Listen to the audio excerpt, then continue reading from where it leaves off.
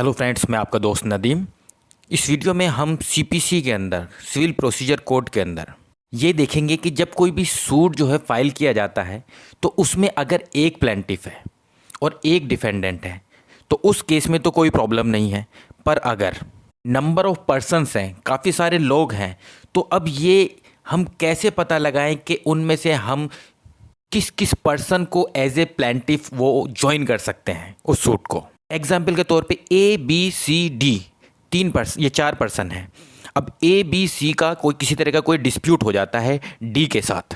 अब A B जो D के खिलाफ जो है सूट फाइल करना चाहता है, बी भी चाहता है, सी भी चाहता है।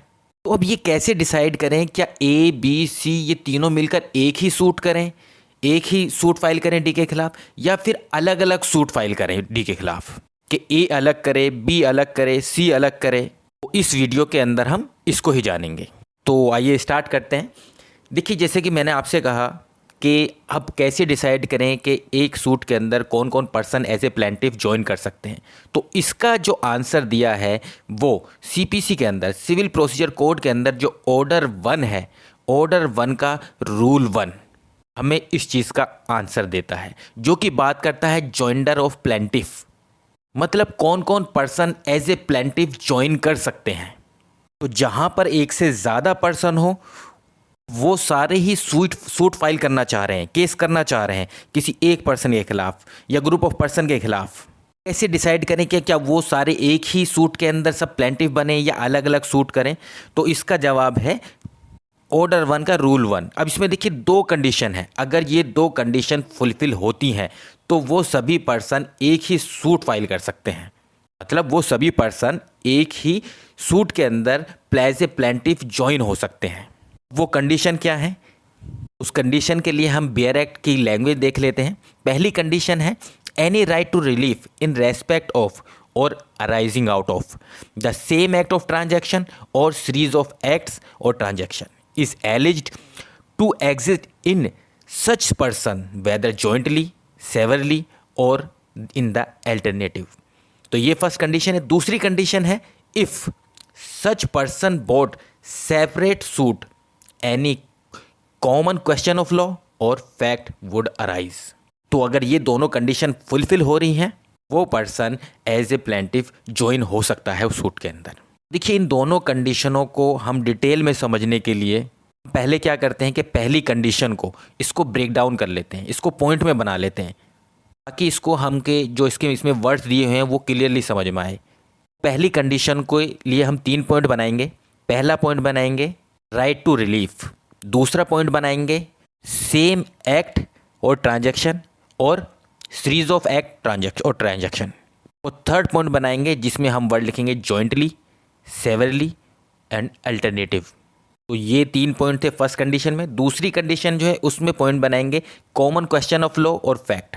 देखिए, इसे एक एग्जाम्पल के थ्रू समझते हैं। सबसे पहले देख लेते हैं फर्स्ट कंडीशन में हमने लिखा था अगर किसी पर्सन का जो राइट टू रिलीफ है वो अराइज हो रहा है, वो उत्पन्न हो रहा है किसी मतलब सेम एक्ट से या ट्रांजैक्शन से या फिर सीरीज ऑफ एक्ट या सीरीज ऑफ ट्रांजैक्शन से, और ये जो राइट ऑफ रिलीफ जो अराइज हो रहा है या तो ये जॉइंटली हो रहा है, मतलब कि पार्टी का दोनों का साथ हो रहा है, जितनी भी पार्टीज हैं एक साथ उत्पन्न हुआ है, या सेवरली हुआ है, या फिर अल्टरनेटिव। तो अब हम एग्जाम्पल देखते हैं इसको ताकि हमें ये समझने में ईजी हो। सपोज करिए ए और बी 2 पर्सन हैं, ये दोनों मिलकर सी के साथ एक कॉन्टैक्ट करते हैं। ए बी दोनों मिलकर सी से कांटेक्ट करते हैं और सी से कहते हैं कि उसको 100 टन ऑयल चाहिए सी से। इनमें कांटेक्ट हो जाता है। जिस दिन सी को डिलीवरी करनी होती है उस दिन जो सी होता है वो ब्रीच ऑफ कांटेक्ट कर देता है, वो मना कर देता है देने से, इससे कि जो ए और बी है उन दोनों को ही लॉस होता है।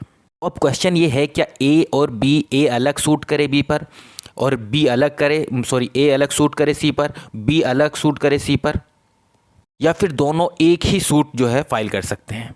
इसमें अब हम जो कंडीशन हमने 2 पढ़ी थी क्या वो फुलफिल हो रही हैं या नहीं हो रही हैं, पूरी हो रही हैं या नहीं हो रही, ये देखेंगे।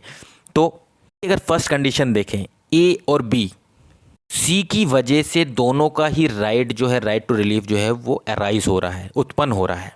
ये राइट टू रिलीफ जो उत्पन्न हुआ है, अराइज हुआ है, ये सेम ट्रांजैक्शन का पार्ट है, क्योंकि ए और बी दोनों ने मिलकर एक ही ट्रांजैक्शन करी है, मतलब एक ही कांटेक्ट किया है सी के साथ, तो सेम ट्रांजैक्शन का पार्ट है।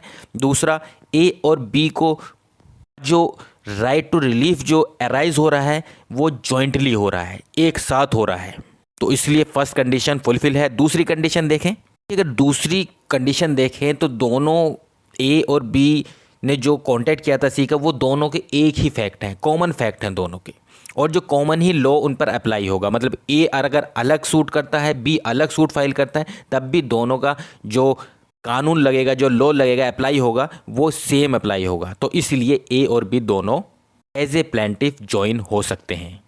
एक एग्जाम्पल और ले लेते हैं। सपोज करिए ए और बी दोनों एक बाइक पर जा रहे होते हैं रोड पर। सी पीछे से आता है, ए जो है ड्राइव कर रहा होता है बाइक, बी पीछे बैठा होता है। सी पीछे से आता है कार लेके और उनकी बाइक में टक्कर मार देता है, इससे कि ए और बी को डैमेजेस हो जाते हैं, लॉस हो जाता है। जो दोनों को डैमेज होता है, ए और बी दोनों कंपनसेशन के लिए सी पर सूट फाइल कर सकते हैं या नहीं कर सकते हैं, कि कंडीशन यहाँ पर अप्लाई हो रही हैं दोनों या नहीं। अगर देखा जाए राइट टू रिलीफ ए और बी दोनों का जो है क्रिएट हुआ है, अराइज हुआ है, किसकी वजह से, सी की वजह से, एक ही ट्रांजैक्शन का पार्ट है, क्योंकि दोनों एक्सीडेंट की वजह से ही को हर्ट हुआ है, लॉस हुआ है। तो राइट टू रिलीफ अराइज हुआ है वो जॉइंटली हुआ है, क्योंकि ए बी दोनों एक साथ थे। तो पहली कंडीशन फुलफिल हो रही है। दूसरी कंडीशन, जो फैक्ट्स हैं वो कॉमन है और जो क्वेश्चन ऑफ लॉ है वो भी कॉमन है। नेग्लिजेंस का सी के ऊपर लॉ लगेगा, इसलिए ए बी दोनों एक साथ केस कर सकते हैं, एज ए प्लेंटिफ ज्वाइन हो सकते हैं। कि इसी एग्जाम्पल में थोड़ा सा मॉडिफिकेशन करते हैं। सपोज करिए ए और बी एक दूसरे को नहीं जानते। अब ए अपनी बाइक लेके अलग जा रहा है, बी अलग जा रहा है। अब पीछे से सी आता है, ए की बाइक में टक्कर मारता है, वो थोड़ा सा आगे चलते ही बी की बाइक में भी टक्कर मार देता है, जिससे दोनों को ही चोट लगती है, दोनों को ही लॉस होता है। इस केस में ए का भी देखिए राइट जो है अराइज हो रहा है, राइट टू रिलीफ, और बी का भी राइट टू रिलीफ अराइज हो रहा है। पर देखिए इस केस में जो राइट टू रिलीफ अराइज हुआ है वो सेवरली हुआ है, अलग अलग हुआ है। इससे पहला जो एग्जाम्पल देखा था उसमें हमने देखा था ए बी एक ही बाइक पे जा रहे थे, जॉइंटली था जो राइट टू रिलीफ अराइज हुआ था। यहाँ पे सेवरली है, मतलब अलग अलग है। ए अलग अपनी बाइक पे जा रहा है, बी अलग अपनी बाइक पे जा रहा है। जो एक्ट है वो भी सेम एक्ट है, या सीरीज ऑफ एक्ट आप कह सकते हो, कि पहले ए को हिट करा फिर बी को हिट किया। नेग्लिजेंस की वजह से ही जो है दोनों को हिट किया है उसने। पहली कंडीशन फुलफिल हो रही है। दूसरी कंडीशन है, क्वेश्चन ऑफ लॉ है वो भी कॉमन है, नेग्लिजेंस, इसलिए ए और बी एक साथ ज्वाइन कर सकते हैं एज ए प्लेंटिफ। ऑर्डर 1 और रूल 1 जो जॉइंडर ऑफ प्लेंटिफ है उसमें हमने 2 कंडीशन पढ़ी। तो पहली कंडीशन में हम जो 3 पॉइंट बनाए थे, तीसरे पॉइंट में वर्ड था अल्टरनेटिव, उससे रिलेटेड एग्जाम्पल रह गया था, तो वो मैं आपको बता देता हूँ उसका एग्जाम्पल क्या होगा। अल्टरनेटिव वाले पॉइंट में हमने ये समझा था कि जहाँ पर प्लेंटिफ है, जो एक से ज़्यादा हैं प्लेंटिफ, उनका राइट टू रिलीफ जो है वो क्रिएट हो रहा है, अराइज हो रहा है सेम एक्ट और ट्रांजैक्शन से। राइट जो टू रिलीफ हो है वो अल्टरनेटिव है, मतलब कि पता नहीं है कि वो किसका राइट उत्पन्न हो रहा है, किसका राइट अराइज हो रहा है, ए का हो रहा है, बी का हो रहा है या सी का हो रहा है, किसका राइट अराइज हो रहा है। ऐसे केस में ए बी सी उन सबको ही मतलब कि एज ए प्लेंटिफ ज्वाइन हो जाएंगे, और जब वो सूट चलेगा, एविडेंस आएंगे, चीज़ें आएंगी, तो वहाँ पर जब क्लियर हो जाएगा कि ए का राइट था या बी का राइट था या सी का राइट था, इसका भी राइट था, कंपनसेशन मिल जाएगा या फिर उसके हक में वो फैसला हो जाएगा, जैसे भी कोर्ट डिसाइड करेगी, जैसे भी फैक्ट जो भी एविडेंस आते हैं, जो भी चीज़ें आती हैं केस के अंदर वैसे। इसका एग्जाम्पल ये है, सपोज करिए एक लैंड है, एक ज़मीन है, अब उस पर सी का कब्जा है, पोजीशन है। ये जो ज़मीन थी ये एक्चुअल में जो इसका ओनर था वो डी था। डी जो है वो एक्सपायर हो चुका है, वो मर चुका है, उसकी डेथ हो चुकी है, और सी ने उस पर गलत तरीके से उस पर कब्जा कर लिया है, उस डी की उस ज़मीन पर।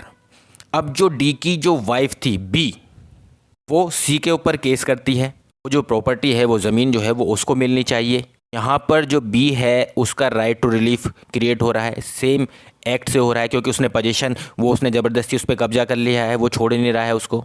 पर दूसरी साइड जो ए है, ए बी सी पर जो है सूट कर देता है, केस कर देता है कि इसको खाली करने के लिए। ए कहता है कि डी ने मुझे ये ज़मीन जो है, ये लैंड जो प्रॉपर्टी है ये गिफ्ट कर दी थी, इस केस में जो ए और बी अगर देखा जाए, जो सी के ऊपर केस कर रहे हैं वो सेम ट्रांजैक्शन की वजह से कर रहे हैं, सेम एक्ट की वजह से कर रहे हैं, क्योंकि उसने ज़बरदस्ती उस पर कब्जा कर लिया है और राइट टू रिलीफ जो है दोनों का ही क्रिएट हो रहा है। कॉमन क्वेश्चन ऑफ लॉ भी है और फैक्ट भी है।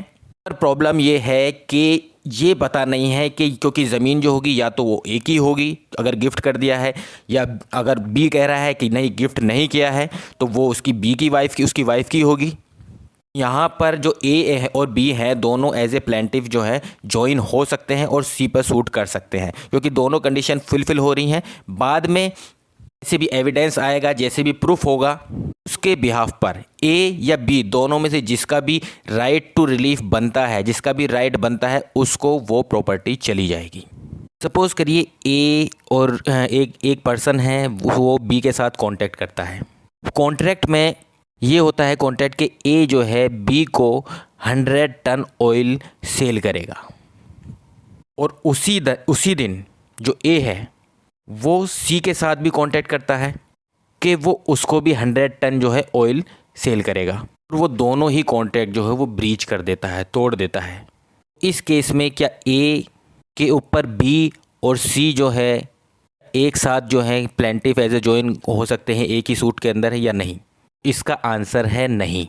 इसमें अगर कंडीशन देखें हम, राइट टू रिलीफ दोनों का अराइज हो रहा है, पर ए के द्वारा जो बी से और सी से जो कॉन्टैक्ट किया गया है वो सेम ट्रांजैक्शन का पार्ट नहीं है, सेम एक्ट नहीं है। जो फर्स्ट कंडीशन है वो फुलफिल नहीं हो रही है।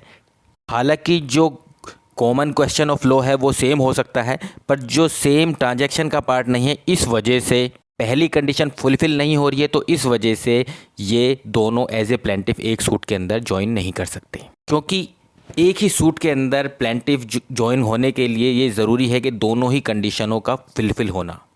ज्वाइंडर ऑफ प्लेंटिफ के लिए मतलब कौन कौन एज ए प्लेंटिफ बन सकता है, तो उसके लिए 2 कंडीशनें ज़रूरी हैं मोटा मोटी अगर बात करें। पहली चीज़ कि सेम ट्रांजैक्शन या एक्ट होना चाहिए, और दूसरी कंडीशन है कॉमन क्वेश्चन ऑफ लॉ या फैक्ट होना चाहिए। देखिए, इसी रूल से रूल 1 से रिलेटेड जो दूसरा रूल है वो है रूल 2। तो रूल 2 कहता है कि कोर्ट को अगर कहीं पे ये चीज़ लगती है कि ज्वाइंडर ऑफ प्लेंटिफ की वजह से किसी तरीके से जो ट्रायल है उसमें डिले हो रहा है, तो कोर्ट जो है सेपरेट ट्रायल के लिए ऑर्डर कर सकती है कि उस प्लेंटिफ को सेपरेट ट्रायल करे। वो कोर्ट जो है प्लेंटिफ को इलेक्शन का ऑप्शन दे सकती है कि वो चुनाव करे प्लेंटिफ्स का, कोई भी और ऑर्डर कर सकती है कोर्ट जो उसे ठीक लगे। तो ये था ज्वाइंडर ऑफ प्लेंटिफ। इस वीडियो के अंदर इतना ही। Thank you very much.